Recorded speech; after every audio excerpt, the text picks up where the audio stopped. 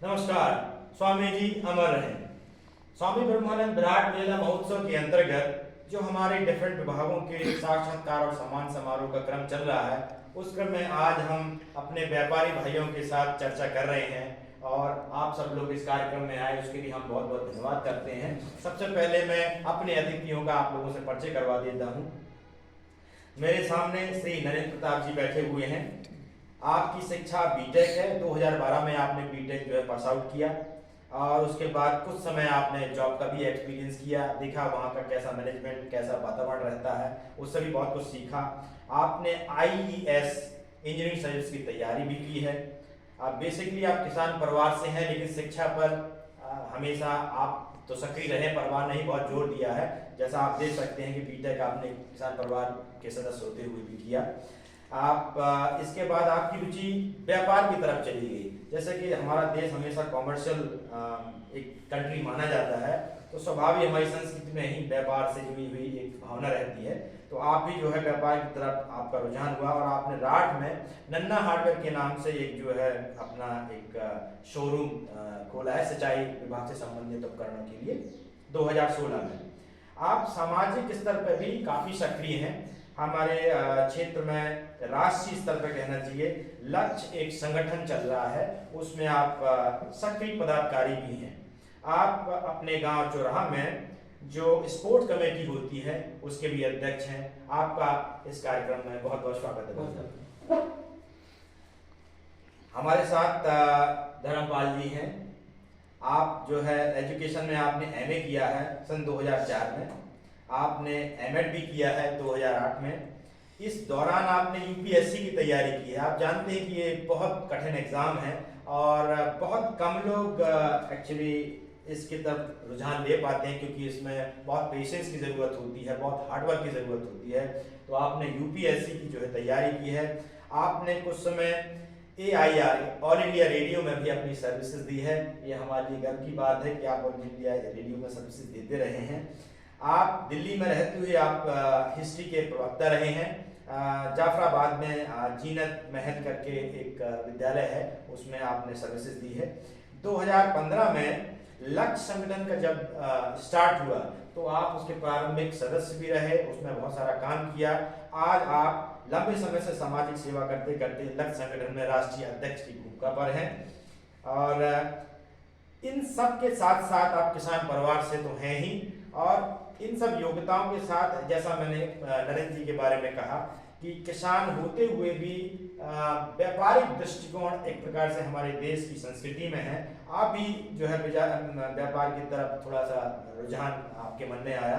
आपने राठ में एक नया वेंचर किया, एक नए मॉडल के तरीके से। तो स्वामी ब्रह्मानंद जी के नाम से आपने एक शोरूम खोला है, फर्नीचर से रिलेटेड है और उसमें बहुत वैरायटी की अच्छी चीज़ें आपको प्राप्त हो सकती हैं और एक नए मॉडल के रूप में आप जो है उसमें व्यापार कर रहे हैं। इस कार्यक्रम में आपका बहुत बहुत स्वागत है भाई साहब। मेरे सामने जो है उमेश कुमार जी हैं। आपकी एजुकेशन बीएससी है, आपने 2015 बीएससी पूरी की और आपने डी फार्मा किया है। 2017 में आपने डी फार्मा किया है और आपने एक फार्मा कंपनी में जॉब भी की है 2-3 साल। लेकिन उसके बाद आपके मन में भी ऐसा लगा कि जॉब फिर आखिर जॉब ही होती है, बहुत सारी रेस्ट्रिक्शंस होती हैं और घर परिवार को छोड़ के भी बाहर रहना पड़ता है। तो आपका रुझान भी एक व्यापारिक रूप में सोचा कि अपने घर पे ही कुछ रह करके किया जाए। तो क्योंकि आपके पास फार्मा की योग्यता थी, आपने मेडिकल एक जो है अपना दुकान जो राठ में खोली और उसको बखूबी बहुत अच्छी तरीके से आप जो सक्सेसफुली चला रहे हैं। आप भी एक किसान परिवार से बिलोंग करते हैं, आपका भी इस कार्यक्रम में बहुत बहुत स्वागत है। मेरे सामने अशोक कुमार जी हैं चिल्ली से और आपने एमकॉम किया है 1998 में। और चिल्ली एक ऐसा गांव है जहां पर खेती तो की जाती है लेकिन दृष्टिकोण व्यापारिक रहता है। तो आप इस चीज़ में बहुत पायनियर हैं और आप जो किसानी कर रहे हैं वो एक स्टैंडर्ड को लेके चल रहे हैं, जिसमें हम जो किसान इस समय कम जमीन वाले होते हैं उन लोगों को एक व्यापारिक दृष्टिकोण से खेती करने में जो है रुचि आए और वो ज़्यादा से ज़्यादा किसानी से लाभ ले सकें। और अपना जो है ये ज़रूरी नहीं कि हम यहाँ से पलायन। हमारे बीच मेरे मित्र कैलाश जी भी हैं और आपने एजुकेशन में एमबी किया है लखनऊ यूनिवर्सिटी से 2008 में। आप दिल्ली में रहते हुए आप 2008 से 2018 तक आपने एचडीएफसी में जॉब किया है, आप मैनेजर रहे हैं एचडीएफसी में।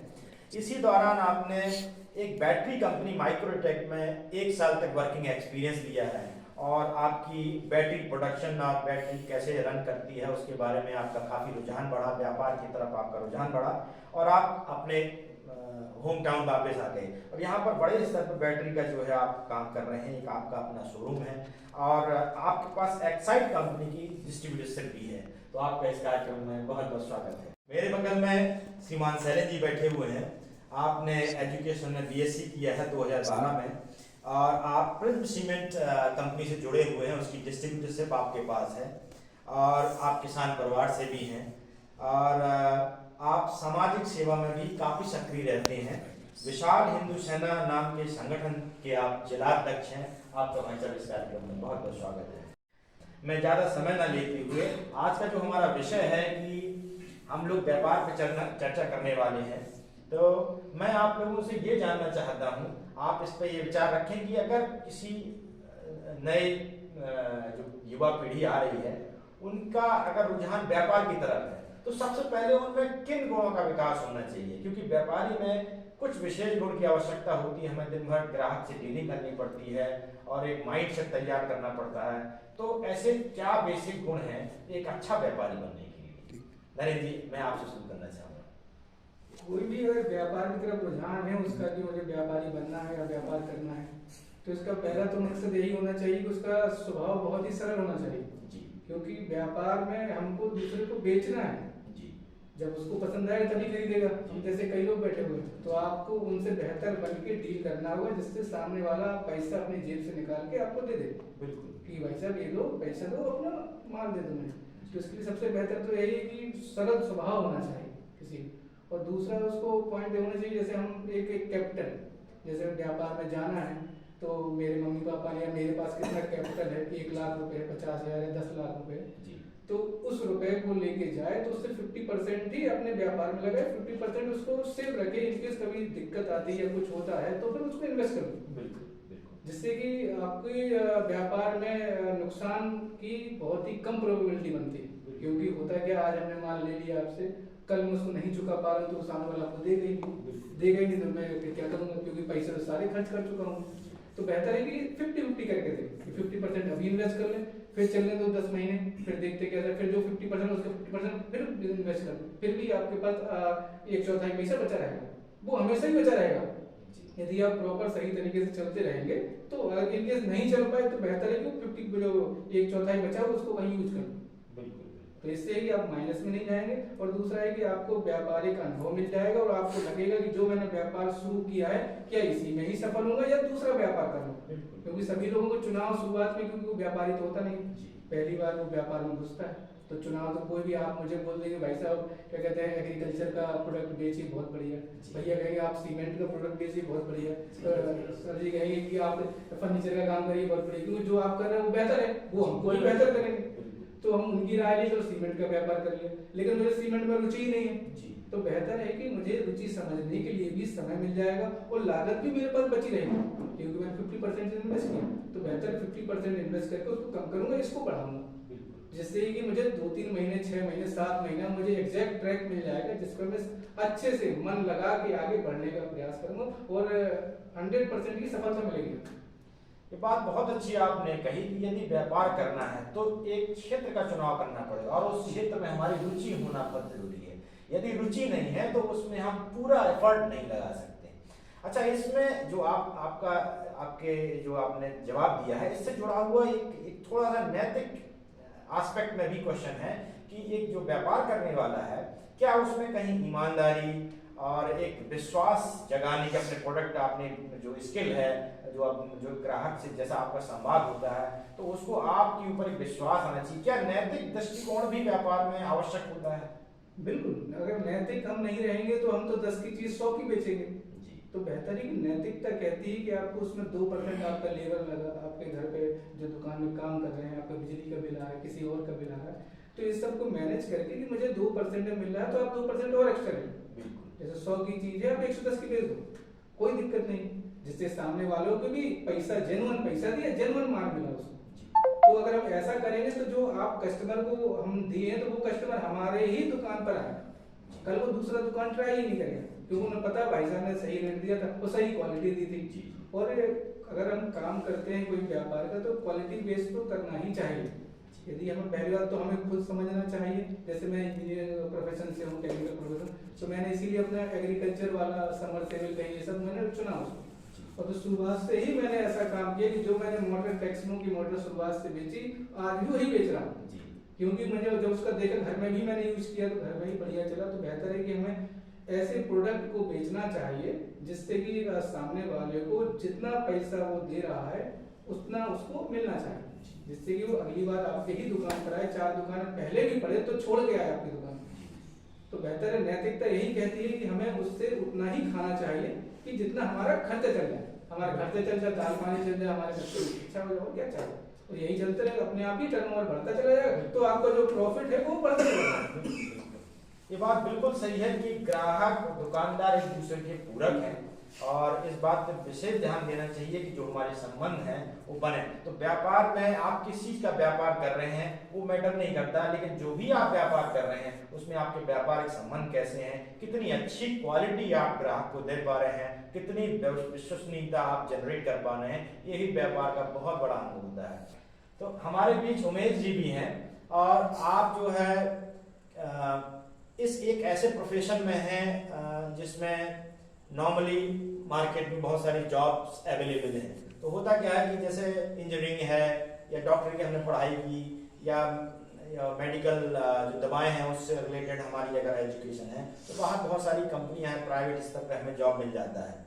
लेकिन उमेश जी ने जॉब तो की ही है, उससे बहुत कुछ अपना अनुभव प्राप्त किया, लेकिन उनके मन में व्यापार से संबंधित रुझान आया, और वो वापस आकर के उन्होंने मेडिकल शॉप खोली और बहुत अच्छे से वो चला रहे हैं। तो मैं उमेश जी से ये जानना चाह रहा हूँ कि कैसे आपकी रुचि जो है एकदम जॉब से हट करके वापस अपने क्षेत्र में आने की और व्यापार करने की आपकी रुचि कैसे बनी, और आप इतने सक्सेसफुल कैसे हैं, कितना अच्छे से आपका व्यापार चला, इसके पीछे की आप थोड़ा सा कहानी है बताएं। जॉब और व्यापार में देखें तो बहुत अंतर है जी। जॉब में एक प्रकार के हम बंधे टाइप के हैं, भाई मालिक कोई और है, काम करने वाला कोई और है।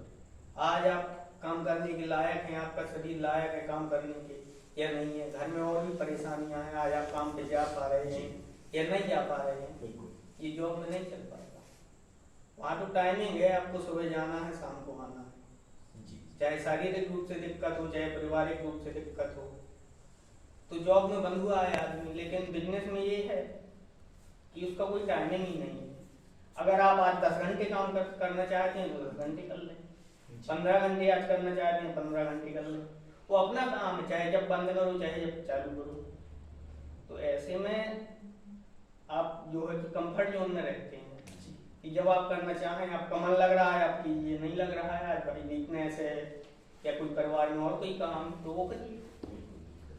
और दूसरा ये है कि आप प्राइवेट सेक्टर में थोड़ा सा किसी सेक्टर में कल्चर बदल गया है जॉब का, कहीं ना कहीं आदमी अनकंफर्टेबल फील करता है जॉब में, कहीं हर जगह नहीं है ऐसा। तो बिजनेस ज़्यादा अच्छा है जॉब से। हाँ, शुरुआत में थोड़ा स्ट्रगल आता है, लेकिन बाद में धीरे धीरे मैनेज करोगे तो अच्छी तरह से जो भी हो जाता है। ये 2 पॉइंट्स बहुत इंपॉर्टेंट है, क्योंकि मैं भी जॉब में कहीं ना कहीं ये इस फील्ड में हूँ।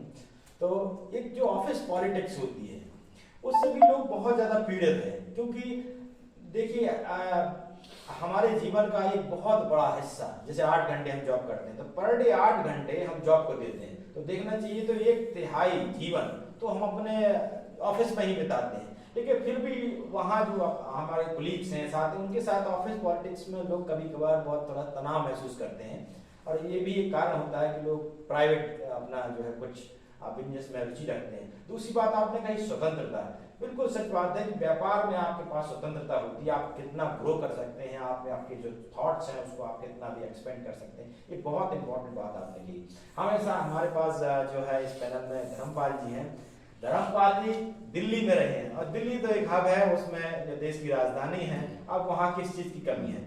फिर भी आप एजुकेशन में रहे और वहाँ शिक्षण भी का काम भी आपने किया, लेकिन इसके बाद भी आपका रुझान व्यापार की तरफ आया और आप एक जाने माने जो है एक प्रकार से चेहरे हैं यहाँ पर। आप यहाँ एक जाने माने चेहरे हैं, समाज में ही बहुत सक्रिय रहते हैं, तो किस प्रकार से आप अपना समय बचाते हैं आप और व्यापार को बखूबी आप जो है एग्जीक्यूट कर पा रहे हैं। एक नए मॉडल को भी आपने जो है एक कुछ लोग मिल करके जैसे एक नए मॉडल पे आपने काम शुरू किया है, SBN नाम से आपका जो है एक शोरूम है, तो आप उसके बारे में बताएं कि आप किस प्रकार से इस फील्ड में आ गए हैं और इसको इतना सक्सेसफुल तरीके से आप रन कर रहे हैं।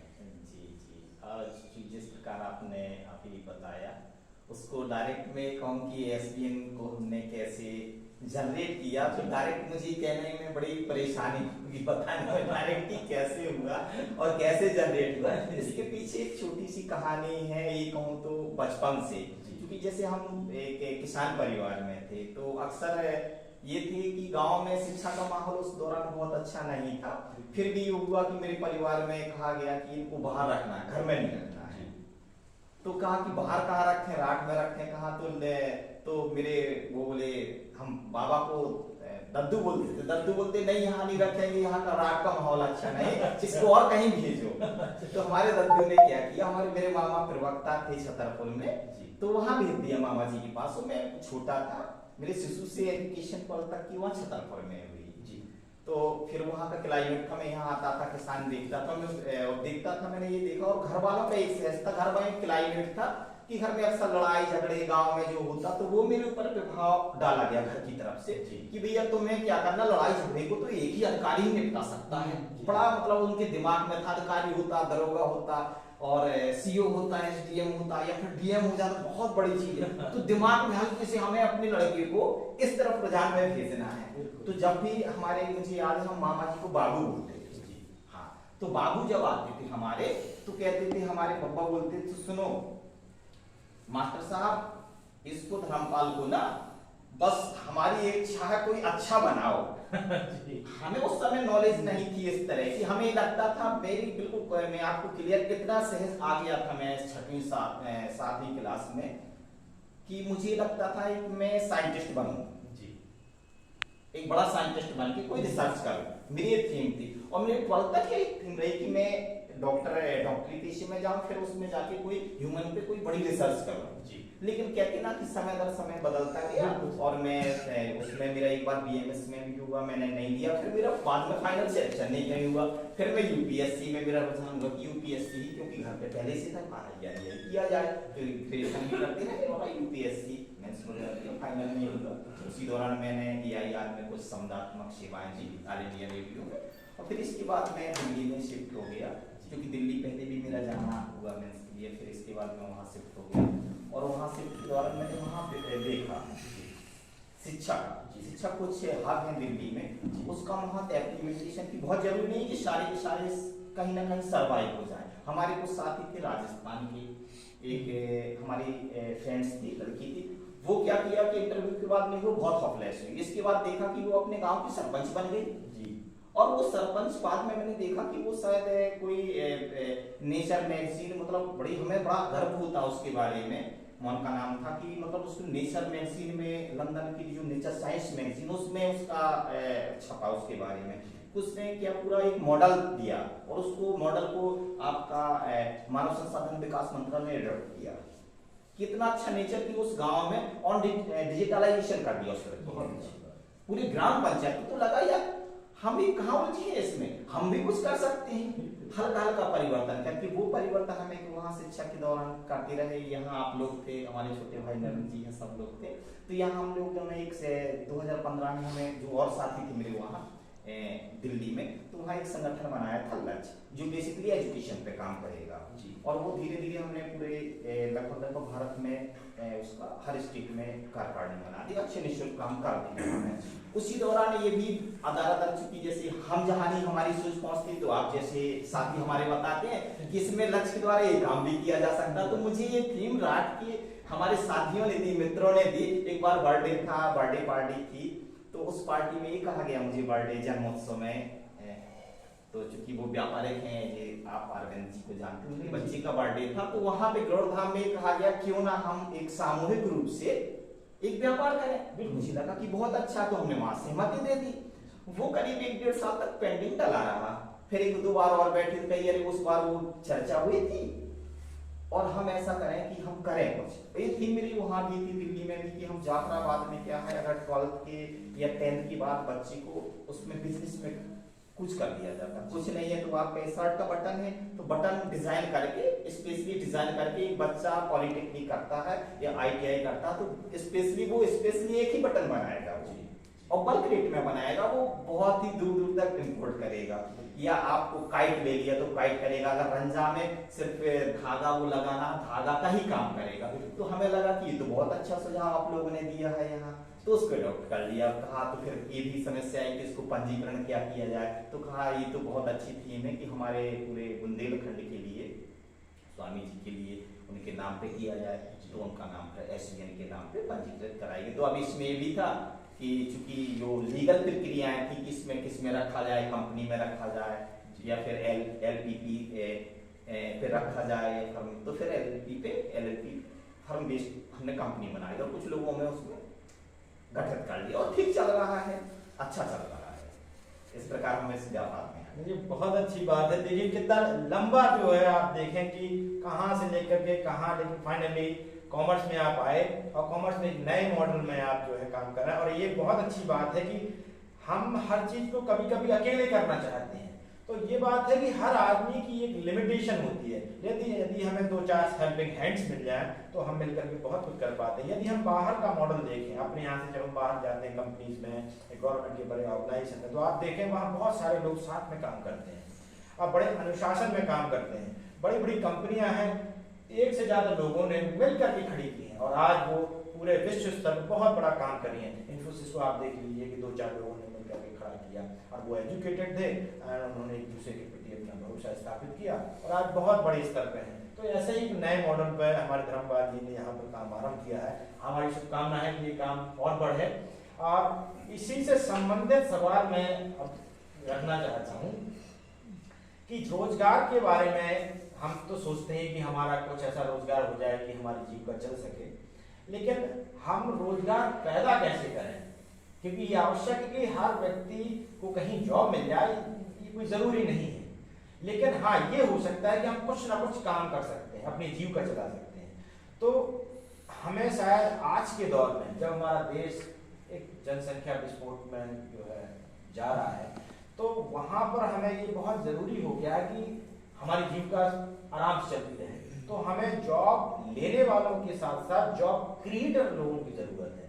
तो इसको किस प्रकार से आप जो है देखते हैं और कैसे हम इसको जो है आगे बढ़ा सकते हैं? जी शरण जी, ये एंड्रॉइड का टाइम चल रहा है कि एंड्रॉइड आ गया है, जब से क्या है रोजगार सृजन की जगह रोजगार बहुत सीमित हो रहे हैं जी। तो ये गवर्नमेंट की भी थीम है कि हम क्या कर रोजगार लेने वाले नहीं बल्कि देने वाले बने।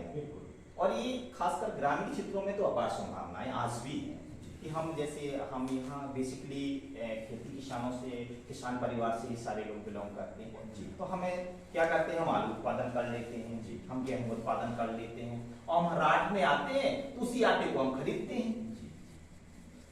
जबकि हमारे पास गेहूं है, हम दाल उत्पादन करते हैं, अरहर सारी बेच देते हैं। यहाँ की अरहर सारी जो बुंदेलखंड की तो ये है कि दिल्ली में तो कहते हैं यार हमारे लिए 5 kg ले आइएगा, बड़ा स्वादिष्ट होता है बुंदेलखंड की चने और अरहर की दाल। और बड़ी बात है कि हम लोग उसी अरहर को क्या करते हैं, दुकान से खरीदते हैं। जबकि हमारे पास ये होना चाहिए, अगर हम उत्पादक हैं तो सेकेंडरी प्रोडक्शन भी हमें कर लेना चाहिए। प्राइमरी प्रोडक्शन हम कर रहे हैं तो सेकेंडरी प्रोडक्शन भी कर लेना चाहिए।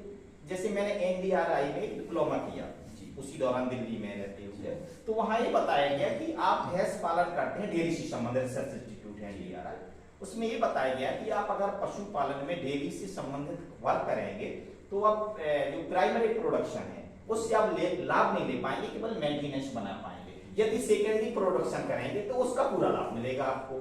जैसे बताया कि दूध बेचेंगे तो दूध से नहीं मिलेगा, दूध से केवल उसमें आपकी मेंटेन बना रहेगा जो संस्थान खोल रखा है, बस उसको क्या करिए आप उसको सेकेंडरी प्रोडक्ट में लॉन्च करिए। इस दूध को आप खोया बनाइए, आपको चीज बनाइए, उसमें पनीर बनाइए आप उसका, या उसका अन्य प्रोडक्ट्स दही या अन्य घी, इस तरह के प्रोडक्ट बना के बेचेंगे तो आपको उसमें फायदा होगा। आजकल खासकर जो खेती है, जैसे अभी बताया गया आपने भाई ऑर्गेनिक खेती कर सकते हैं, बहुत अच्छा है। अन्य प्रोडक्शन में भी हम कर सकते हैं।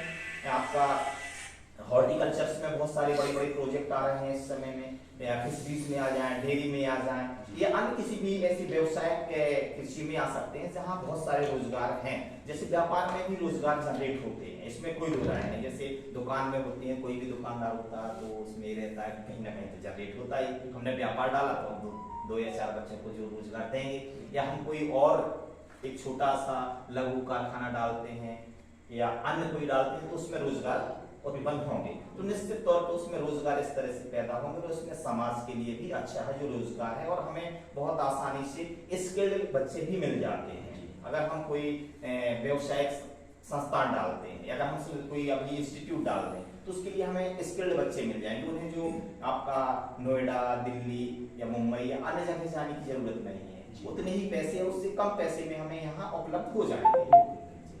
ये बहुत अच्छी बात आपने बताई, क्योंकि हमें कहीं ना कभी जॉब क्रिएटर बनना ही पड़ेगा, क्योंकि जनसंख्या इतनी बढ़ रही है। हमारे साथ मेरे मित्र कैलाश जी हैं।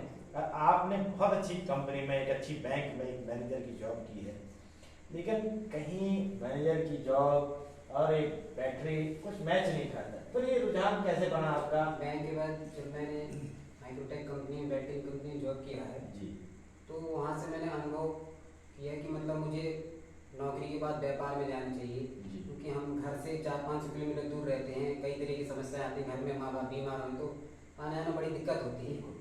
इसलिए अगर व्यापार में आपको आना है तो उस चीज़ में आपको अनुभव अर्जित करना पड़ेगा। व्यापार में अनुभव आप प्राप्त करेंगे, उसी के आधार पर जिस क्षेत्र में आप जाना चाहते हैं उस क्षेत्र में पूरा मतलब कस्टमर की नीड क्या है, किस तरह से व्यापार है, और जिस एरिया में आप व्यापार करना चाह रहे हैं उस एरिया में मतलब कस्टमर की नीड किस तरह से, आपको कौन से प्रोडक्ट के लिए बिजनेस व्यापार करना वो देखना जरूरी है। तो मैंने देखा बैटरी की जब मैंने जॉब इसमें टेक्निकल नॉलेज अर्जित की तो उस क्षेत्र में मैंने देखा राठ में व्यापार करना है तो कस्टमर किस तरह से नीड है, मतलब कोई व्यापार के लिए आपको ब्रांड एक बहुत जरूरी है। जब किसी भी एक ब्रांड का डिस्ट्रीब्यूटर से कोई काम लेते हैं तो उससे कस्टमर आपके पास आते हैं बहुत ज़्यादा। कस्टमर जब आएंगे तो कस्टमर को आप कम मार्जिन में अगर वॉल्यूम कस्टमर का हो तो बहुत ज़्यादा आपको पब्लिकेशन बहुत ज़्यादा प्रचार हुआ। और एक चीज़ और मैं आपसे कहना चाहूँगा, कस्टमर जिससे आज कस्टमर को बताते हैं और कस्टमर की नीड समझिए, कस्टमर चाहता क्या है, कस्टमर को आप अपनी प्रोडक्ट बेचने के लिए कस्टमर की जरूरत समझने की जरूरत है, वो किस तरह की जरूरत क्या आपसे चाहता है, तभी आप अपने प्रोडक्ट को बेच सकते हैं। ये बात भी है कि व्यापार में प्रोडक्ट की क्वालिटी तो ऑफकोर्स होना चाहिए, लेकिन हमें रिक्वायरमेंट तो अंडरस्टैंड करनी पड़ेगी, क्योंकि यदि हम अपने ग्राहक की रिक्वायरमेंट को नहीं समझ रहे हैं तो हम उसे डिलीवर क्या करेंगे। हो सकता है सही प्रोडक्ट ना डिलीवर करें, और जब हम किसी को उसकी रिक्वायरमेंट पूरी कर देते हैं तो एक विश्वसनीयता क्रिएट हो जाती है। बिल्कुल बात आपकी बिल्कुल सही है, क्योंकि आप शहर में रह चुके हैं। और एक चीज़ मैं आपको बताना चाहूँगा, जितने भी लोग हमारे यहाँ के पढ़ रहे हैं वो अधिकतर लोग कंपटीशन करने के लिए बाहर भागते हैं जी। वो कंपटीशन करने के लिए इतना समय बर्बाद करते हैं, उसके बाद अगर वो नहीं किसी कंपटीशन पास आउट होगा तो बहुत ज़्यादा स्ट्रेस में आते हैं। तो पढ़ाई के साथ साथ किसी ऐसी चीज़ में उन लोगों को टेक्निकल कुछ एजुकेशन उसमें आना चाहिए। कम से कम अगर हम किसी कंपटीशन पास आउट नहीं हो पाते हैं तो अपना घर पे कुछ व्यापार को इस तरह के क्रियान्वयन कर सके, इससे हमारा जीवन सफल हो सके और परिवार के लिए कुछ कर सकें। क्योंकि अधिकतर लोग क्या है व्यापार में शिक्षित लोग जाना नहीं चाहते हैं, शिक्षा करने के बाद व्यापार करने के बहुत शर्म महसूस करते हैं कि दुकानदारी करेंगे, लोग कहेंगे भाई इतना पढ़ा लिखा दुकानदारी कर रहे हैं। तो इस तरह की कई समस्या होती है, शिक्षित लोग व्यापार में बहुत कम आना चाहते हैं, सोचते हैं शिक्षित लोग मतलब व्यापार में बहुत शर्मिंदगी महसूस करते हैं। ये बात आपने अच्छी कही, हर व्यक्ति टाटा बिरला नहीं हो सकता, लेकिन कोशिश करने से टाटा बिरला हो सकता है, ऐसी बात नहीं है। क्योंकि कोई भी मॉडल बन जाता है, एक हमारी आदर्श हो जाता है, ऐसा नहीं कि आप उससे बड़े आदमी नहीं हो सकते। देखिए जैसे अंबानी जी हैं, कभी वो भी बताते हैं पेट्रोल पंप पे कहीं काम करते रहे, मुझे पूरा तो नहीं सच्चाई है लेकिन मैंने सुना है, लेकिन आज उनका एक एम्पायर है और उन्होंने धीरे धीरे ही ये चीज आगे की है। तो कभी ना कभी किसी को किसी प्लेटफॉर्म से एक नई शुरुआत करनी पड़ती है, एक साहस करना पड़ता है। तो यदि आप किसी अपने मन की इच्छा के काम के लिए गए हैं और यदि वो सफल नहीं होता तो मायूस नहीं होना, क्योंकि उस काम के ना होने से जिंदगी के अवसर खो नहीं गए हैं। अब्दुल कलाम साहब के बारे में, जो हमारे देश के राष्ट्रपति रहे हैं, ये कहानी बहुत सूट करती है कि वो पायलट बनना चाहते थे, लेकिन कहीं उनको बाद में ये जो प्रेरणा मिली किसी गुरुजी से कि पायलट आप नहीं बन सके, लेकिन ऐसा पॉसिबल है कि आपके जीवन में अभी इतने अवसर हैं कि ये बहुत सारे पायलट आपको सैल्यूट करें। और ऐसा ही हुआ, वो आगे बढ़े और ये उन्होंने करके दिखाया। वो मिसाल मैन के नाम से आज भी देश में विदेश में जाने जाते हैं। तो कैलाश, मैं एक बात और भी तुमसे पूछना चाहता हूँ, क्योंकि आप शहर के माहौल में रहे हैं। तो हमारे यहाँ अब जैसे हमारा राट बड़ा हो रहा है, एजुकेटेड भी स्वामी जी की कृपा से आज जो अलग उन्होंने जगाई थी, आज हम देख रहे हैं उसका प्रभाव कि घर घर में शिक्षा के प्रति लोग जागरूक हैं और अब ये क्षेत्र शिक्षित कहा जाने लगा है। तो इस क्षेत्र में जैसे हम आगे बढ़ रहे हैं, जनसंख्या बढ़ रही है, एरिया बढ़ रहा है, संसाधनों को हम देख रहे हैं, तो जो शहर का माहौल है, जहाँ जैसे कंपनी आ जाती हैं, कोई एजेंसीज है, कोई फ्रेंचाइजीज हैं, तो राठ में ये चीज करने के लिए हमारे बीच में किस प्रकार का माइंडसेट होना चाहिए, कैसा वातावरण व्यापार करने की सबसे बड़ी चीज है यहाँ की जो कस्टमर बेस है वो कृषि आधारित है जी। क्योंकि शहरी क्षेत्र में जो कस्टमर बेस है वो नौकरी बेस और इस तरह के मतलब कस्टमर रहते हैं कि कृषि में अगर कोई नुकसान हुआ तो वहाँ फर्क नहीं पड़ता है, क्योंकि यहाँ के क्षेत्र कृषि पे पूरा तरह आधार है। किसानों का अगर नुकसान होता है तो फिर बाजार पूरी तरह ठप हो जाता है। इसको देखते हुए व्यापार करना चाहिए कि अगर आप जो व्यापार कर रहे हैं कि किसानों से संबंधित है कि नहीं है, उससे नुकसान होने पर हमारा व्यापार ऊपर लेवल पे ले जा सकते हैं कि नहीं, थोड़ा ध्यान देने की बात है। हाँ, मैं यही बात कह रहा हूँ। जैसे मान लो हम कुछ एजेंसीज को, फ्रेंचाइजीज को या कंपनीज को अपने यहाँ इनवाइट करना चाहते हैं, तो इसी प्रकार के वातावरण की हमें स्टडी करनी पड़ेगी। जैसे किसी आपने बताया कि किसी यहाँ की प्रमुख जो है यहाँ कोई फैक्ट्री तो है नहीं कि चलो फैक्ट्री में वर्कर हैं, वो उन्हें किसी से कोई मतलब नहीं है, वो अपना परचेजिंग और सेल परचेजिंग करते रहते हैं, खरीदते हैं। यहाँ देखता सारे किसान लोग कंज्यूमर हैं, तो किसान को जब पैसा नहीं होगा तो स्वाभाविक दुकान को कम जाते हैं, तो दुकानदारी लगभग पूरी तरह ठप हो जाती है। तो यही मेरा सवाल है कि किसानी से हट करके बहुत सारे और भी डोमेन हैं, उनको अगर हम इनवाइट करना चाहते हैं तो हमें किस प्रकार का माइंड बदलना होगा, किस प्रकार की जागरूकता की जरूरत है। क्योंकि बहुत सारे क्षेत्रों में ऐसा रहा हो पहले, जैसे आप दिल्ली बम्बई में भी देखें तो वो समुद्र के किनारे रहे हैं, मछली पालन रहा हुआ कभी, लेकिन आज आप देखिए वो इंडस्ट्रियल हब्स हैं।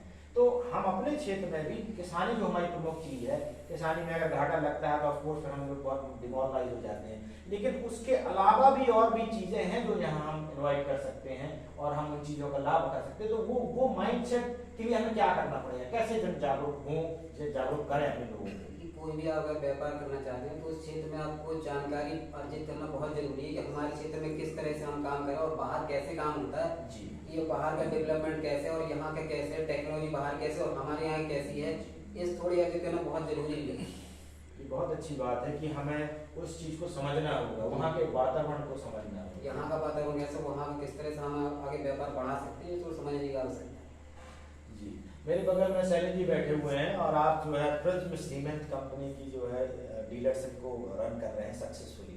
मैं जानना चाहूँगा कि इतनी बड़ी डीलरशिप आप कैसे हैंडल करते हैं और अपने क्षेत्र में उसकी कैसी क्या डिमांड है और इसमें अभी और कितना स्कोप है, ऐसी और भी एजेंसीज के लिए अभी हमारे यहाँ क्या स्कोप है या केवल जो है बहुत लिमिटेड है या जो है थोड़ा सा यहाँ पर और सेल अभी बढ़ेगी, किस तरह का वातावरण हम देखते हैं? तो सीमेंट ट्रेड एक ऐसे एक ट्रेड है कि वो जनसंख्या वृद्धि हो रही है हमारे यहाँ जी।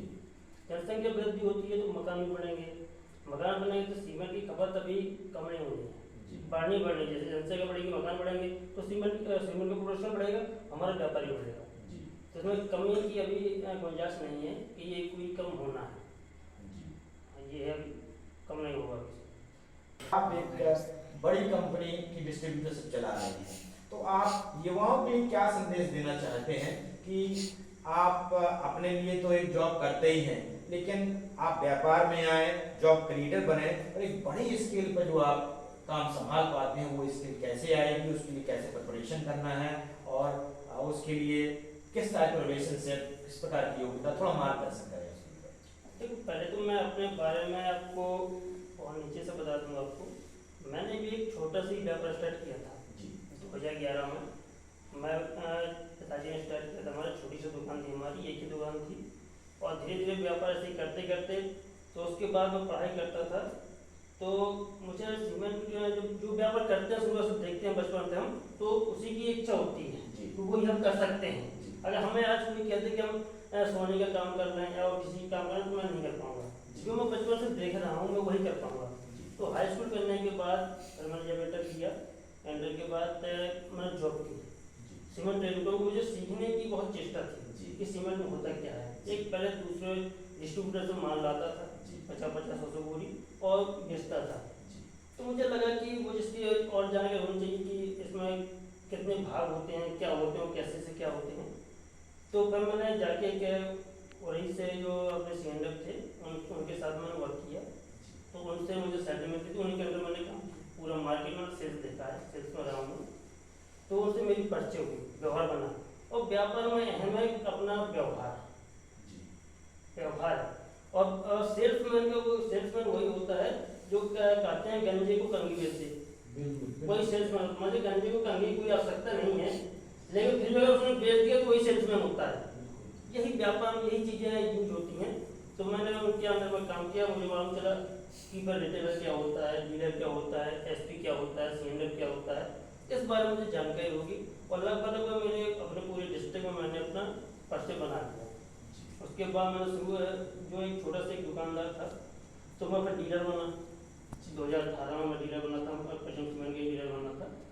तो मैंने जो 10-20 टन 50 टन बेचने वाला बंदा, मैंने 250 टन से स्टार्टिंग किया। पिताजी ने कुछ ऐसे मुझे दिए व्यापार में लगाने के लिए, मैंने लगाया उसमें पैसा। मैं 250 टन से स्टार्ट किया। आज मैं 700 टन का डीलर हूँ। और पश्चिम सीमेंट में एसपी भी हूँ, जो हमीरपुर डिस्ट्रिक्ट में सभी डीलर लोग हैं जो मेरी के अंडर में हैं। बहुत अच्छी बात है। और ऐसा नहीं कि आप जॉब क्रिएटर बने, मैं भी जॉब क्रिएटर भी हूँ। मेरे अंडर में 2 लड़के हैं, क्योंकि कंपनी दिया हुआ है अपने अंडर में। और 2 वर्कर मैं अपनी तरफ से लगाया हुआ हूँ, जिनकी सैलरी मैं 15,000 रुपये दोनों को देता हूँ। तो 4 लड़के मेरे अंडर में हैं, इंजीनियर मेरे अंडर में रहते हैं। ये मैंने शुरुआत की है अपने व्यापार के नीचे से, और यहाँ तक अभी मैं हूँ वहाँ तक। ये बहुत अच्छी बात है कि आप बहुत युवा हैं और आप देख सकते हैं कि किस प्रकार से एक बड़ी क्षमता को आप प्रदर्शित कर रहे हैं क्षेत्र वालों के लिए, नई युवा पीढ़ी के लिए। ये बहुत बड़ी प्रेरणा है। कभी ये ना समझें कि हम किस आयु में हैं, अभी हमारी आयु नहीं है करने की, या ये काम आप कर नहीं सकते, ऐसा नहीं है। आप स्टार्ट करें और बस लगे रहें उसमें, जो भी मार्गदर्शन मिलता है उससे सीखें और बस अपना काम आगे बढ़ाएं। एक दिन आप देखेंगे कि आप सितारा बन के चमकेंगे, जैसे कि सलीम जी ने हमारे बीच ये सब कुछ बताया आपको। तो सलीम जी आपको बहुत बहुत शुभकामनाएं इसके लिए। आप लोगों से मेरा एक सवाल है, जैसे एक व्यापारियों का समूह होता है, वो किसी भी क्षेत्र के विकास के लिए बहुत महत्वपूर्ण है। तो जो व्यापारी संघ जैसे कहते हैं या व्यापार मंडल कहते हैं, उसमें जो लोग अच्छे व्यापारी होते हैं, सक्रिय लोग रहते हैं, वो जुड़े होते हैं, उनका अपने क्षेत्र के विकास में बहुत बड़ा योगदान रहता है। तो क्या कहीं आप ये देखते हैं कि हमारे क्षेत्र में जैसे कुछ बड़ी चीज़ें नहीं है, जैसे रेलवे नहीं है। आज देश कहाँ से कहाँ पहुँच गया है, लेकिन रेलवे नहीं है। अब वो किस कारण नहीं है मैं उसमें नहीं जाना चाहता, लेकिन हाँ जनप्रतिनिधि को कोशिश करनी चाहिए थी, शायद अभी भी वो कर रहे हैं। लेकिन क्या रेलवे जैसी चीज़ें, मेडिकल इंस्टीट्यूट जैसी चीज़ें और कंपनीज जैसे नहीं है, रोड्स बहुत अच्छी जैसे कनेक्टिविटी नहीं है, तो क्या इन चीज़ों से भी हमारे क्षेत्र का विकास कहीं रुका है? इसका भी नकारात्मक असर हुआ है? इस पर थोड़ा सा प्रकाश डालें नरेंद्र जी। बिल्कुल, कोई भी व्यापार है तो ट्रांसपोर्टेशन बहुत जरूरी है। क्योंकि कोई भी व्यापारी मटेरियल मंगाएगा या भेजेगा तो बिना रोड से या ट्रांसपोर्टेशन, तो उसकी एसेंशियल चीज़ है। कोई किसी भी टाइप का व्यापार हो, तो ये तो स्वाभाविक है कि यदि रोड बनेंगे या कहते हैं आपके यहाँ रेलवे आएगी तो हमारा भाड़ा और कम पड़ेगा। जैसे अभी जो लोग ट्रांसपोर्टेशन में तो बाइक ट्रक आता है या भाई कोई भी गाड़ी से आता है, अगर रेलवे हो जाएगी तो ट्रांसपोर्टेशन और लो हो जाएगा, जिससे कि हम और कम दामों में लोगों को अपनी चीज़ को बेच सकते हैं, खर्चा कम हो जाएगा। तो जिससे कि लोगों को भी सहूलियत होगी, हम लोगों को सहूलियत होगी। तो कोई भी जगह के लिए यदि रेलवे या कोई भी इंफ्रास्ट्रक्चर बनता है तो वो तो अच्छा ही होता है।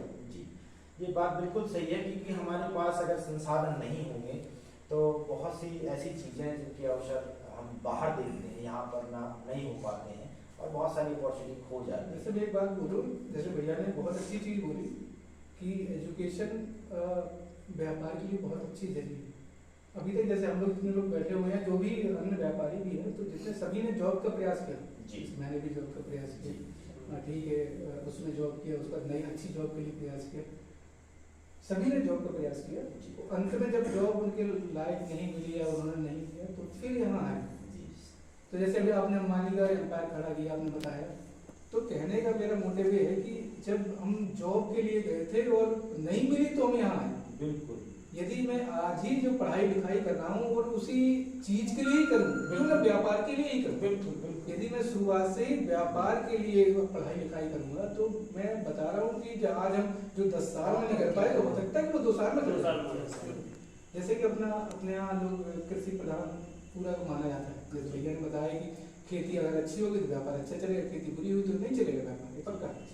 तो हम लोग क्योंकि व्यापार अभी खेती से हटके कर रहे हैं, हम लोग मार्केट में बैठे हुए हैं। जैसे सबमर्सिबल का करता हूँ, यदि अच्छा खेती हो तो सबमर्सिबल खरीदेगा, अच्छा अगर सीमेंट का व्यापार करें, अच्छी खेती हो तो घर बनवाएगा, घर ही बनवाएगा। तो कहने का मतलब है कि खेती में भी बहुत अच्छा व्यापार का स्कोप है। जैसे कि मैं कहूँगी, जैसे मेरे यहाँ कि भाई 100-150 बीघा है, किसी को 10 बीघा है, किसी को 5 बीघा है। यदि 5 बीघा ना आप मार्केट में व्यापारी ना बने, आप उन्हीं 5 बीघा के व्यापारी बने। जो हमारे यहाँ 5 बीघा जमीन है, आप उसी को ही अगर व्यापार की तरह से सोचेंगे तो मैं बता रहा हूँ कि उसमें 3 बीघा जो करना 2 बीघा में आप इतना अच्छा काम करेंगे, कुछ कहा ना जाए। एग्जाम्पल बनेंगे लोगों के लिए। हाँ, जैसे कि चिल्ली का आपने बताया, चिल्ली साइड लोग आजकल कॉन्ट्रैक्ट खेती करते हैं, उनके 4-4 बीघा, 5-5, 10-10 बीघा खेती है, लेकिन अच्छे 50 बीघा, 100 बीघा को मात की। बिल्कुल। तो कहने का मतलब मेरा ये है कि बेहतर है हम जो शिक्षा प्राप्त कर रहे हैं, जो हमारे पिताजी लोग, बड़े लोग शिक्षा पे खर्च कर रहे हैं, तो बेहतर है आज हम जॉब के लिए मत भागे। बेहतर है कि आप व्यापारी की तरफ, व्यापारी बनने की तरफ भागे, चाहे वो जिस लाइन में हो। कोशिश से बेहतर जो हमारे घर में मिल रहा है बेहतर उसको खाओ ना, क्यों तुम बाहर मार्केट में जा रहे हो। बेहतर है खेती अच्छा उत्पादन करो, नई खेती उत्पादन को। अपने यहाँ तो इतना स्कोप है, कुछ कहा ना जाए। आप कोई भी चीज डालो, अभी अपने यहाँ देखेंगे तो एग का एक बढ़िया फार्म खोलो, बहुत ही जबरदस्त अंडे का, और अच्छा खासा देखिएगा भविष्य में 2-3 साल में इतना अच्छा टर्नओवर होगा कि आदमी कहेंगे, क्योंकि अपने यहाँ एग बाहर से आता था। बिल्कुल। यहाँ पे कई लाखों अंडे का एक दिन की खपत है, फिर 8 छोटे के लिए तो डिमांड की, तो उन्होंने किया। तो मैं पक्का बता रहा हूँ 3 साल के अंदर बहुत अच्छा उसका रिजल्ट आया। तो यही मैं चाहता हूँ खेती में भी हम व्यापारी की तरीके से सोचे तो आपको कम लागत में अच्छा खासा प्रॉफिट धीरे धीरे उसको बड़ा कर सकते हैं, बड़े लेवल पे भी जा सकते हैं, और इससे सफलता अच्छी मिलेगी। और आपकी एजुकेशन भी उसी की, जैसे हम टेक्निकल है बेच रहे हैं यहाँ पे भाई साहब कि सबमर्सिबल ले लो, ये ले लो, तो उसमें कुछ फर्क नहीं पड़ रहा। मेरी एजुकेशन तो बेकार की पिताजी ने पढ़ाया, तो बेहतर है कि हम एजुकेशन लें तो ऐसी लें जिसमें हमें जाना है। तो बेहतर व्यापारी एक बहुत बड़ा एक जरिया है, तो लोग इसको सोचना चाहिए कि हाँ सच में व्यापारी बनूं और उसमें अपना जीवन यापन करूं। नरेंद्र जी, आपने ये बात बहुत अच्छे से स्पेसिफाई की कि हमारा व्यापार सेकेंडरी नहीं होना चाहिए, हमें प्राइमरी रूप में इसको देखना चाहिए। जॉब सेकेंडरी हो सकती है, लेकिन अभी हमारा जो पीढ़ी है वो देखती है कि जॉब प्राइमरी है। एक्चुअली होना क्या चाहिए कि कॉमर्शलाइजेशन, हमारा हम किसी व्यापार की तरफ हमारा रुझान होना चाहिए। यदि हम शिक्षा लेते हैं तो शिक्षित युक्त तो हो जाते हैं, यदि अपने से कुछ कर सकते हैं तो वो प्राइमरी हो सकती है, नहीं कर पाते तो हम जॉब करते हैं। ये बात बिल्कुल सही है। और किसी भी बात ऑफ कोर्स अगर हमारे पास 5 बीघा भी खेती है और हम उसको व्यापारिक दृष्टिकोण में, जैसे कोई फार्म मछली फार्म है, वो जो क्या बोलते हैं मोती वाला है, आजकल है बकरी पालन है, अगर इस चीज में जाते हैं तो ये कॉमर्शियल अगर खेती फार्मिंग के बारे में, तो निश्चित रूप से बहुत अच्छी इनकम हो सकती है। ये बहुत सही बात है। मैं धर्मपाल जी से ये क्वेश्चन करना चाहता हूँ कि आप दिल्ली में रहे हैं और यहाँ काम कर रहे हैं, मतलब आप सोशल में भी रहे तो आपकी कनेक्टिविटी अच्छी रही है, तो आप मुझे ये बताएं कि 25 साल पहले हमारा राड कैसा था, क्या दृष्टिकोण था यहाँ के लोगों का, और अभी जब हम शिक्षित पीढ़ी हो गए हैं, पहले के नजरिए से देखें तो लड़ाई झगड़ा भी बहुत कम हो गया है, लोग एक दूसरे से मिलकर भी काम कर रहे हैं, सभी बातों के लोग कॉमर्शलाइज भी हो रहे हैं। और तो अब राड के दृष्टिकोण में डेवलपमेंट के पर्सपेक्टिव से देखें तो 25 साल पहले मिलके जो है जो चीज नहीं थी क्या वो अब है, इन सब मिलकर अपना डेवलपमेंट कर रहे हैं, तो आप कैसा अंतर देखते हैं 25 साल में, क्या डिफरेंस आया? नहीं, जो कुछ सेक्टरों में तो बहुत ज़्यादा डेवलपमेंट देखने को मिल रहा है। बेसिकली अगर हम एजुकेशन में जाते हैं तो 25 साल पहले भी हमारे एजुकेशन तो जी, इस बात को मैं एक्सेप्ट करता हूँ। 25 साल पहले भी जो पहले हमारे पूर्वजों ने या स्वामी जी ने मतलब यहाँ जो संस्था स्वामी जी ने डेवलप की, उसका बहुत पूरे क्षेत्र में प्रभाव जी, उसका निसंदेह सामाजिक, आर्थिक और सांस्कृतिक डेवलपमेंट में बड़ा रोल रहा है।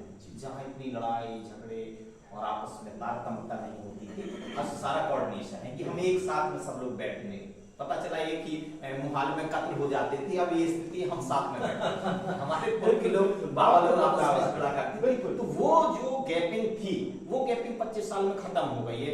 गांव में मैंने देखा, गांव में जो पार्टियां बंदी चलती थी, चलती थी, वो समाप्त हो गई गांव में, कि गांव में सारे लोग एक साथ में। और जो अभी यहाँ की बात हो रही है जैसे राठ के विकास की, तो कुछ 25 साल में हमें दिख रहा है काफी कुछ डेवलपमेंट, और सरकारें भी, पिछली सरकारें या फिर वर्तमान में निसंदेह बुंदेलखंड पे फोकस अटेंशन दे रही है, क्योंकि पिछड़ा हुआ माना जाता रहा है और आर्थिक रूप से काफी पिछड़ा था। यहाँ कोई इंडस्ट्री डेवलपमेंट नहीं थी जी, केवल अपने यहाँ सुमेरपुर थी। अब शायद ऐसा टेंशन है गवर्नमेंट का कि शायद यहाँ डेवलपमेंट किया जाए, प्रोजेक्ट हल्का सा हरकतों पे आया है, आपका बीड़ा का हुआ है, कुछ इस तरह से आने वाले समय में कुछ अच्छा हो सकता है। कोई भी गवर्नमेंट को अच्छा करे, क्योंकि यहाँ संसाधन रिसोर्स बहुत है हमारे पास में ज्योग्राफी के अनुसार, और दूसरा भी जैसे हमारे छोटे भाई जी में ट्रांसपोर्ट की बड़ी, तो अभी एक्सप्रेस हो गए, जैसे ट्रेन की भी बात चल रही है, शायद मुझे जो जहाँ तक जानकारी है कि ऐसी चर्चा हो रही है कि अभी विद इन जो लास्ट 10-15 साल से जो नेशनल हाईवेज पे बड़ा काम हुआ है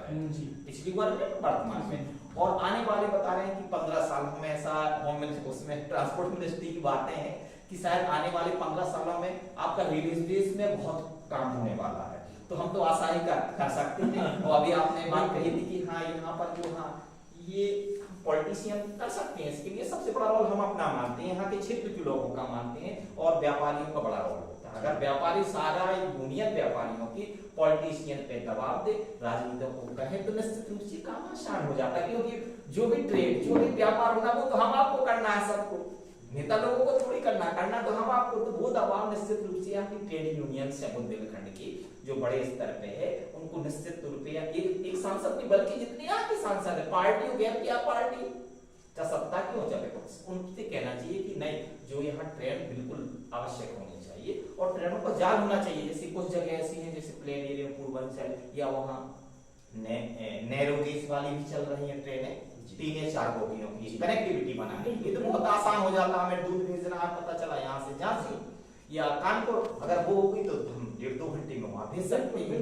या हमें कोई व्यापार करना है, दिल्ली से हमें कोई सामान यहाँ मंगाना है, जैसे मुंबई में राखी बहुत सस्ती होती है, कुछ लोगों को बताया गया, अब यहाँ नहीं शायद आप आए, महोबा में एक हमारे संपर्क में, वो क्या करें मुंबई से सीधे ले आते हैं राखी, और वहाँ बहुत ही सस्ती होती है, और यहाँ आके वो कुछ नहीं है, यहाँ ले आते हैं और बल्क रेट में छोटे छोटे दुकानदारों को बेच देते हैं, बस कुछ नहीं, वहां से लाना यहाँ देना, वो यहाँ से ले जाते हैं। तो उसका जो मतलब बेसिक जो बताया कि है इतना कमीशन 2 या 3% मिल जाता है, बहुत है। अगर एक बड़ी रकम बड़े पैसा में अगर उसको 3 या 4% मिल रहा है, ठीक है, 2 दिन का समय, 1 दिन जाएंगे वहां से बुक कर लेंगे, आएंगे यहाँ ले आएंगे। तो इस तरह से ट्रांसपोर्ट का भी व्यापार में और उस क्षेत्र के सामाजिक आर्थिक विकास में बड़ा रोल होता है। इसके साथ में जब सामाजिक आर्थिक विकास होगा तो संस्कृति अपने आप डेवलप होगी। बिल्कुल। मैं एक विशेष बात कहना चाहता हूँ कि संसद में प्रधानमंत्री नरेंद्र मोदी जी बोल रहे थे, मैंने अपने लाइफ में पहली बार देखा कि किसी प्रधानमंत्री के मुंह से बुंदेलखंड शब्द और बुंदेलखंड के डेवलपमेंट के बारे में कुछ कहा गया। ये विशेष स्पेसिफिकली मैं बात ही कहना चाहता हूँ।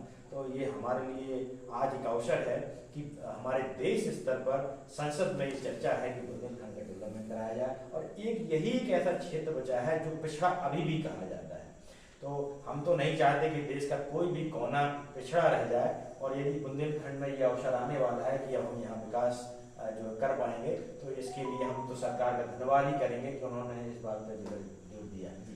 हाँ, जैसे आपने कहा ये पार्लियामेंट में दरअसल यहाँ बुंदेलखंड के विशेष मुद्दों के लिए, खासकर सामाजिक मुद्दों पे आज तक किसी ने नहीं बोला। जी, स्वामी जी ने जो बोला, अभी मैं आपके यहाँ बुक्स रखी है, मैं देख रहा था उस बुक्स में, और मैं यहाँ चूंकि आपने बताया था तो मैंने कहा स्वामी जी के बारे में देखूं, तो मेरे पास जो अवेलेबल थी मैं देख रहा था, तो उनके स्टेटमेंट देख रहा था कि आज जो उस समय जरा सोचिए कि 73-70 के दशक में उन्होंने ऐसे सामाजिक मुद्दों को रखा जो समाज के लिए नितांत आवश्यक।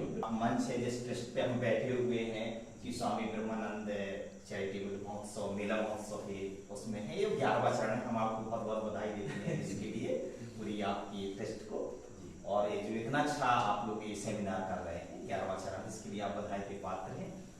तो मैं मतलब बड़ा गर्व होता है मैं तो, मतलब जब हम किसी को विचारधारा को बताते हैं, स्वामी जी की विचारधारा को, या कहीं भी अदर स्टेट में बताते हैं या दिल्ली में रखते हैं, कि पार्लियामेंट में मतलब उस दौरान से देखिए आज तक हमारे पूरे बुंदेलखंड नहीं बल्कि हम तो कहेंगे गंगा घाटी में पूरे भारत के, हिंदुस्तान के राजनेताओं को, जनप्रतिनिधियों को स्वामी जी से शिक्षा लेनी चाहिए। बिल्कुल बिल्कुल, कि वो पार्टी के बंधुआ नहीं थे, वो शासन सत्ता के बंधुआ नहीं थे, वो लकीर खींच के बात करते थे, शासन सत्ता में रहते हुए बात करते थे। उन्होंने जब आपका बैंकों के राष्ट्रीयकरण हुआ तो उन पे बात रखी आपका 69 में, और आपका जैसे 70 में जो पंचायतों का आंदोलन हुआ अधिकार, उस पर बहुत जोरदार मुद्दे से बात की थी। और इस सबसे बड़ी बात तो आपके सामाजिक आंदोलनों में जो उन्होंने बात रखी, आज तक किसी ने रखी ही नहीं, आज तक किसी ने रखी नहीं किसी भी जनप्रतिनिधियों, जबकि आज नितांत आवश्यकता है समाजों में। जो समाज में व्याप्त विषमताएं थी उनकी तो बात किसी ने कुरीतियों पे या कुप्रथाओं पे हिम्मत ही नहीं जुटाई। स्वामी जी ने लकीर खींच के पार्लियामेंट में बात रखी। भाई जरा सोचिए, कोई व्यक्ति तो था ऐसा जो इतना साहस करके पार्लियामेंट में दहाड़ के बोल रहे हैं, क्योंकि उनको कोई लालच नहीं था। वो संत थे, महात्मा थे, महान आत्मा थे, उन जैसा तो अद्वितीय, उनके हम उनको परिभाषित नहीं कर सकते, अपने शब्दों में व्याख्या नहीं कर सकते हैं। और जो पार्लियामेंट में शुरू से लेके आज तक जो स्वामी जी ने, सिर्फ बुंदेलखंड हम किसी महापुरुष को एक क्षेत्र विशेष में या जाति विशेष में नहीं बांध सकते, महापुरुष सबके होते हैं और पूरे देश के होते हैं। तो ये तो मानव रत्न है। हम जैसे कुछ लोग कहते हैं भारत स्वामी जी को भारत रत्न, भारत रत्न बहुत छोटा है उनके लिए, ये तो मानव रत्न है, मानव में रत्न है उनके लिए, तो मानव में रत्न है। कोई भी पद है, कोई पुरस्कार बहुत छोटा हो जाएगा उनके लिए। पार्लियामेंट की जो बात चल रही थी, पार्लियामेंट में आज तक कोई भी ऐसा जनप्रतिनिधि नहीं हुआ जो आम जनता की बात रखे बुंदेलखंड में। आज के बुंदेलखंड के जनप्रतिनिधियों से स्वामी जी से शिक्षा लेनी चाहिए। उनका 1% भी अगर आम जनता की आवाज रखेंगे तो पूरे बुंदेलखंड का सर्वांगीण विकास हो जाएगा। और इसमें जरूर हम आपके इस माध्यम से आह्वान करेंगे, हम किसी पार्टी विशेष से के उम्मीदवारों से नहीं, जनप्रतिनिधियों से, वो कोई भी हो सकता, पार्लियामेंट का अगर मेंबर है या विधानसभा में है, तो निश्चित रूप से क्षेत्र की आम जनमानस की जो भावनाएं हैं, जो मांगे हैं, वो रखी जानी चाहिए। उसके लिए हम सभी जनप्रतिनिधियों से आह्वान करते हैं आपके मंच पर। बहुत बहुत बहुत बढ़िया बात आपने कही कि स्वामी जी ने जो दिशा हमें दी है, उस दिशा से ही ये क्षेत्र विकास की ओर अग्रसर हुआ है। और जो कुछ भी आज हम हैं उन्हीं की देन है। और ये मॉडल एक्चुअली उन्होंने केवल इस क्षेत्र की नहीं, जो भी उनसे इस मैटर के बारे में समझ सकता है वो अपने क्षेत्र का विकास कर सकता है। और बुंदेलखंड जैसे पिछड़े क्षेत्र को उन्होंने शिक्षित क्षेत्र बना दिया, ये अपने आप में अद्वितीय है।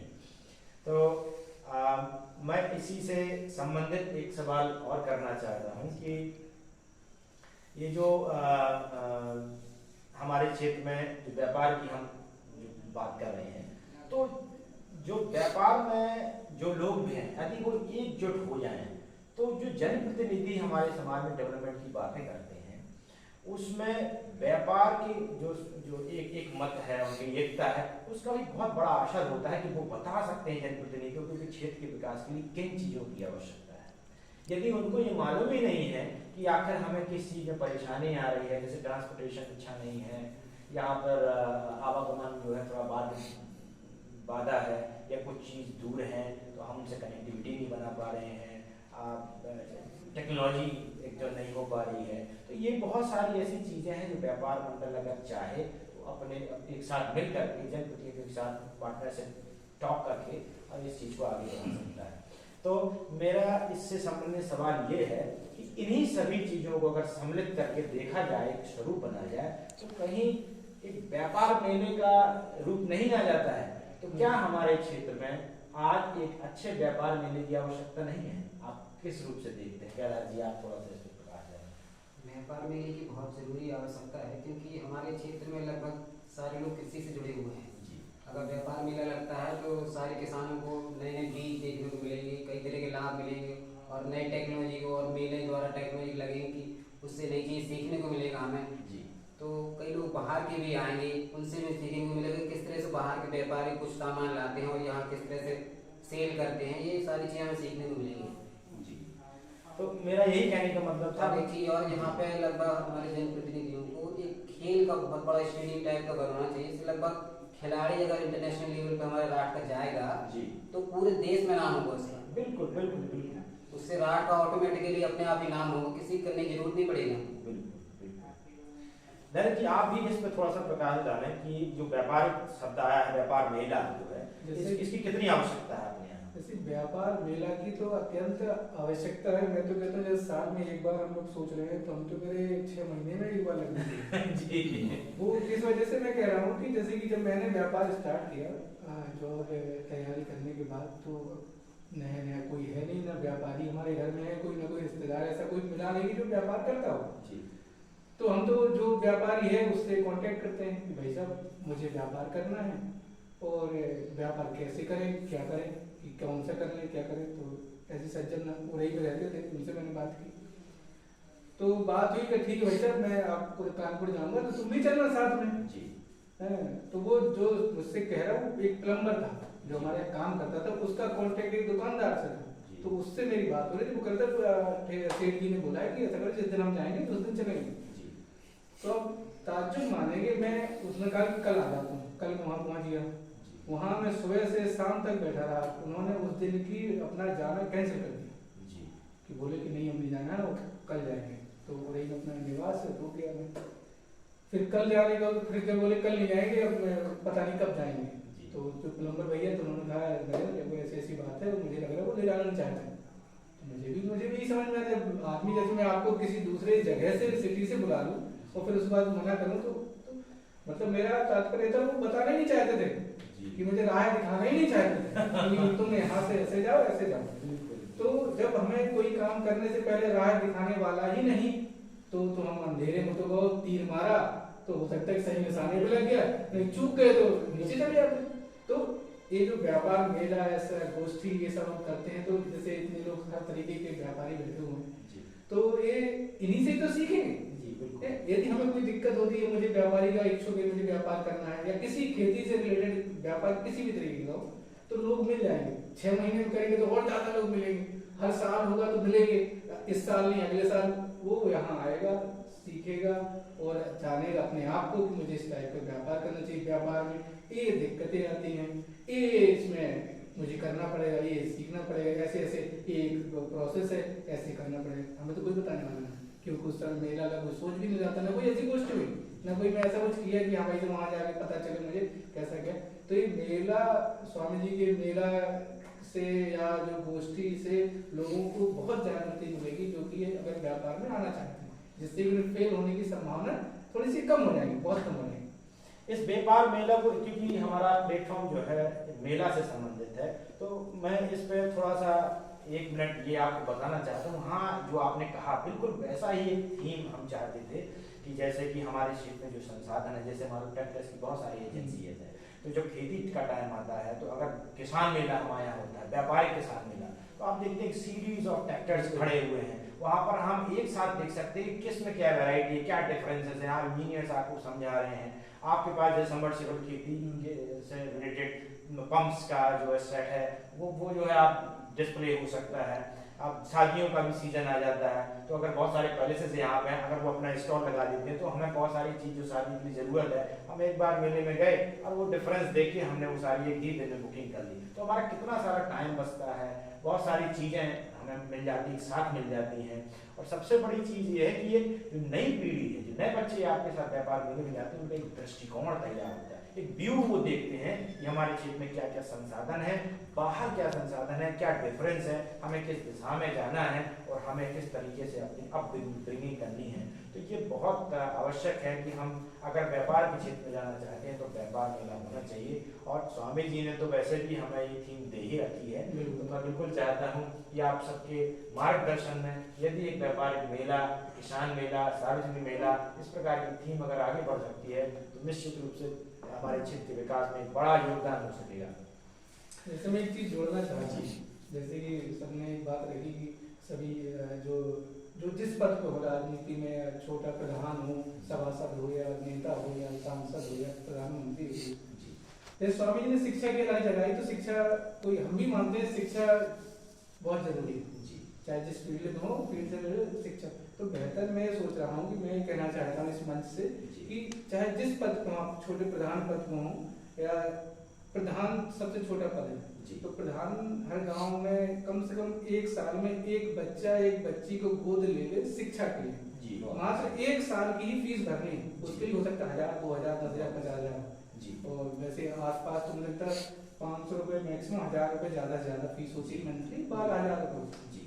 हर साल एक बच्ची को गोद ले और अपना एक साल फिर दूसरी बच्ची को गोद ले, ऐसे 5 साल में 5 बच्ची गोद हो जाएगी जिनकी 5 साल की शिक्षा उसने भरी जी, बाकी तो सब भरेगी, चाहे किसी भी कोई भी हो, चाहे गरीब हो चाहे कोई भी हो, उसकी भरे। और ऐसे ही सभी करें तो मुझे लगता है कि एक बहुत तेजी से जो ग्रोथ हमारी शिक्षा का ऐसा है वो बहुत तेजी से ऊपर जा सकता है, जिससे शिक्षा प्राप्त होगी, बच्चों को शिक्षा, बच्चों को शिक्षा, तो आगे भविष्य बहुत उज्जवल है। नहीं, ये बहुत अच्छी बात कही है। ये एक प्रकार से सामाजिक संबंध है हमारे कि जो हमें प्राप्त होता है उसे बदले में हम किसी को दे रहे हैं, वो सीधी जो गंगा हमें मिली वो सतत आगे पीढ़ियों तक बहती है। जी, जैसे नरेंद्र जी ने अभी कहा कि निश्चित तौर पे एक रिवोल्यूशन ही क्रांति है और इसकी शुरुआत की जरूरत होती है। संभवतः आप लोगों ने यहाँ राठ में इस तरह की पहल धीरे धीरे शुरू हो गई है और हो सकता समय लगे, लेकिन निश्चित तौर पे इसको धीरे धीरे कुछ एडॉप्ट करेंगे कि कम से कम ये बड़ी पहल है, बड़ा क्रांतिकारी कदम है। जो स्वामी जी ने बीज